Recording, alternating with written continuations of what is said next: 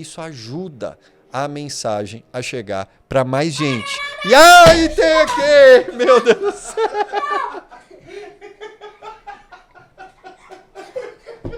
E de repente... Fala galera, sejam muito bem-vindos a mais um episódio do Tarja Preta São Silvestre Podcast. E hoje eu tô aqui, solo, e eu vim falar sobre um tema que muitas vezes é um tema que é considerado como tabu, mas é uma certeza que a gente vive durante a nossa vida. E hoje, no episódio de hoje, e basicamente esse é meu roteiro, nada. Então aqui eu trouxe o tema para a gente construir juntos e a minha conversa vai ser com você que está assistindo. E eu já te faço um pedido.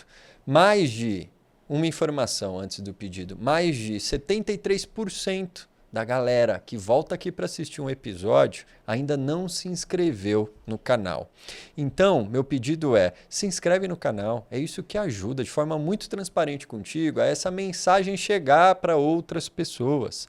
E talvez o tema de hoje seja a conversa que essa pessoa, que pode agora vir na sua mente ou não, pode estar precisando ouvir. E o tema que eu defini para a gente conversar hoje é sobre luto.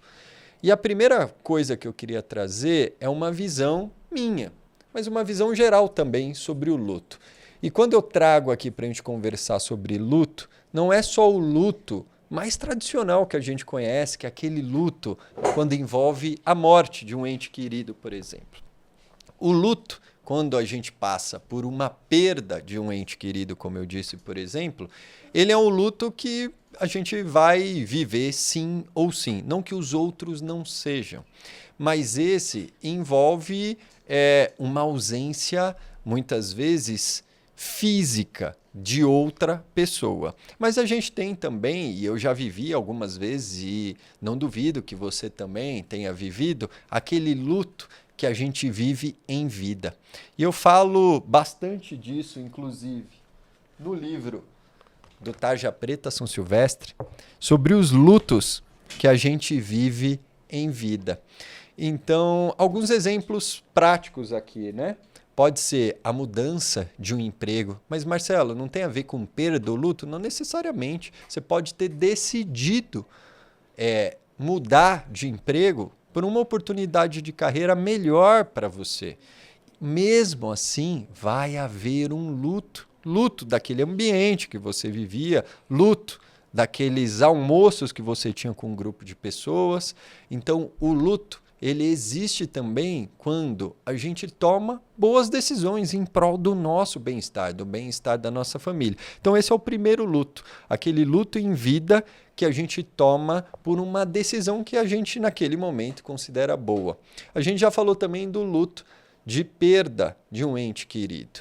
Então, eu lembro que quando eu perdi minha mãe em 2008, eu basicamente não vivi o luto. Eu fiz tudo o que eu podia ali durante o velório, durante o enterro, em toda aquela burocracia. Eu tinha ali um excesso de controle que eu queria dar conta de tudo, desde assinar o cheque, na época ainda era cheque em 2008, para compra ali do caixão, então tinha que ser o meu cheque, tinha que ser a minha assinatura, tinha que ser eu fechando o portãozinho, tinha que ser eu carregando ali a frente do caixão, naquela transição do velório para o enterro e tudo mais. Então eu tinha um excesso de controle ali, só que esse excesso de controle fez com que eu também não vivesse o meu luto.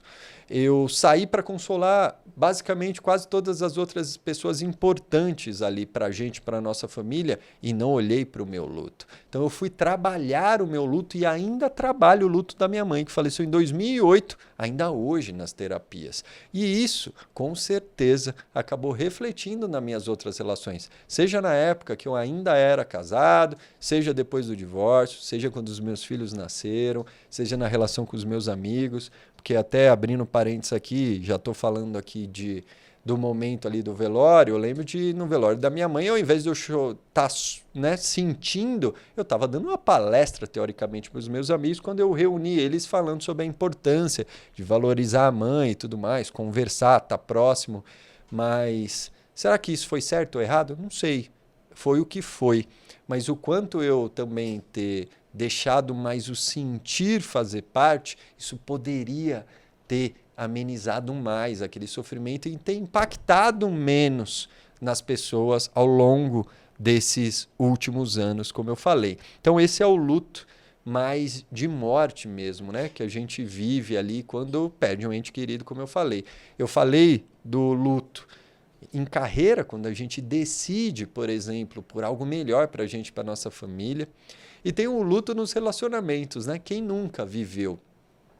Garanto que todo mundo já viveu, que participou que viveu algum relacionamento, mas muitas vezes isso não é consciente, ou seja, eu não olho para aquelas fases do luto, aquela fase que me dá raiva, aquela fase que me dá tristeza, aquela fase que eu já começo a entender que está passando, começa a cair a ficha, e aí eu começo a ter mais consciência, me abrir mais para o mundo, eu começo a olhar a outra pessoa de uma forma mais, talvez eu diria até humana, mais adulta, com menos dor. Então essa fase, esse luto também existe, e a gente tem que ter consciência de que ele existe, porque ele vai continuar fazendo parte da nossa vida. E quantas vezes a gente já não entrou, pessoal, em processo de luto e a gente nem percebeu. Então isso, de novo, acontece na carreira, isso acontece nos relacionamentos amorosos, isso acontece na relação com os filhos. Eu já me peguei algumas vezes vivendo alguns lutos. Luto de uma rotina que a gente tinha em casa. Luto, por exemplo, de um momento que a gente não vai viver mais. Luto de mudança de escola deles. Mas como assim? Sim, vai mudar a rotina. Eles cresceram, eles não dependem mais de você desse jeito. Ah, mas aí você está trazendo só a dependência? Não. Eu estou trazendo também o vínculo que a gente criou ali. Porque vínculo precisa de tempo. E o maior desafio que a gente tem hoje é tempo.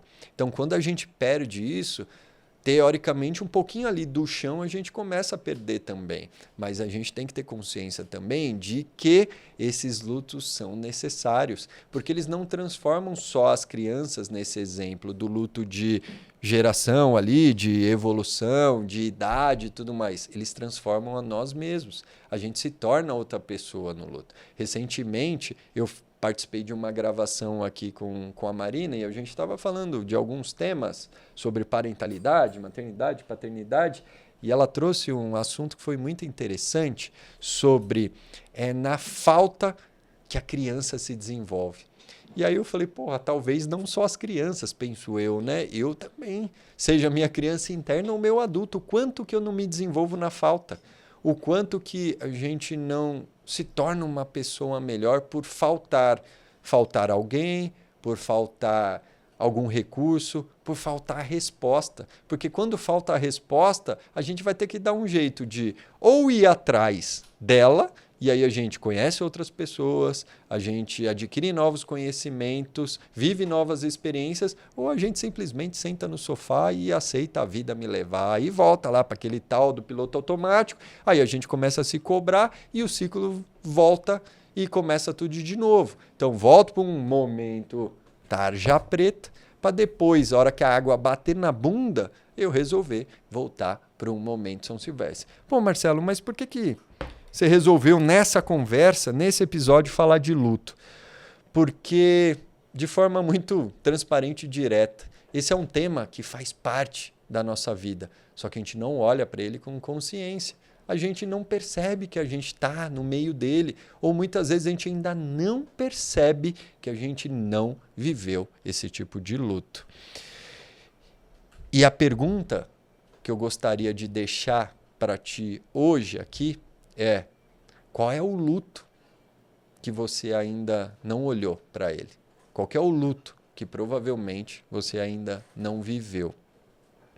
E qual é o momento que talvez você se dê conta de que você está exatamente agora vivendo um processo de luto? Essa é a mensagem que eu tinha para hoje. E eu me lembro que quando eu sentei aqui, eu falei, eu vou deixar fluir esse episódio. É um episódio que eu vou levar com o que tiver no meu coração. E era isso que eu tinha para contribuir hoje. Eu te agradeço por acompanhar.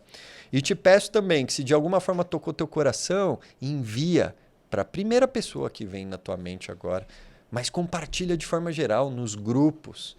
Curte o episódio. Se inscreve no canal. Segue no Spotify, porque isso ajuda a mensagem a chegar para mais gente. E aí tem aqui! Meu Deus do céu!